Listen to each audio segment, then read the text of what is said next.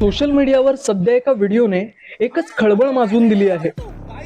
निमित्त ठरलंय ते म्हणजे खासदार संजय राऊत यांचं एक ट्विट. विधानसभा अध्यक्ष राहुल नार्वेकर आणि ग्रामस्थांमध्ये नेमकी जुंपली कुठे? राऊत आपल्या ट्विटमध्ये विचारतायत की अध्यक्षांसोबत ही हाणामारी कुठे आणि का झाली? नार्वेकरांनी पळ काढला आहे. तुम्हीच सांगाल की मी सांगू? आम्ही घरात नाही तर संधी साधून आतमध्ये शिरता का तुम्ही? आम्ही घरात चांगलं बोलतो. काहीच केलं नाही. काहीच केलं नाही. माहिती नाही.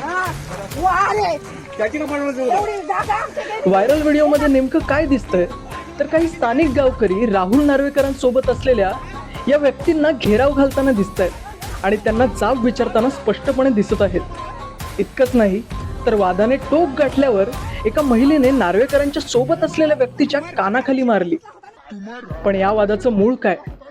व्हिडिओमध्ये लक्षपूर्वक पाहिलं तर तिथे DGPS म्हणजेच digital global positioning system machine दिसत आहे. ग्रामीण भाषेत सांगायचं तर जमिनीची अचूक मोजणी करणारं हे मशीन आहे. ही मोजणी कशासाठी सुरू होती?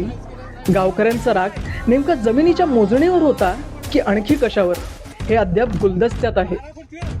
व्हिडिओमध्ये राहुल नार्वेकर मध्यस्थी करण्याचा प्रयत्न करताना दिसत असले तरी राऊतांच्या ट्विटमुळे या प्रकरणाला आता राजकीय वळण मिळालंय.